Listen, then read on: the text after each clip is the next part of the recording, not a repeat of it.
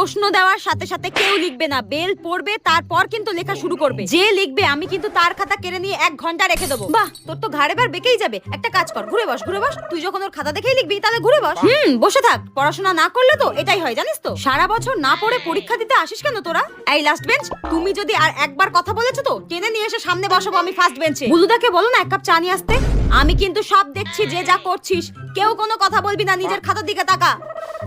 চা নিয়ে আসতে বলো তাড়াতাড়ি। আমি যদি কাউকে দেখেছি কেউ অসৎ পথ অবলম্বন করেছিস, টেনে কিন্তু হেড ম্যামের ঘরে নিয়ে যাব, একদম টিসি দিয়ে বার করে দেবো স্কুল থেকে। ম্যাম, টয়লেটে যাব। কি হয়েছে? টয়লেটে যাবি? গিয়ে বন্ধুদের কাছ থেকে জেনে আসবি। চুপচাপ করে লেখ।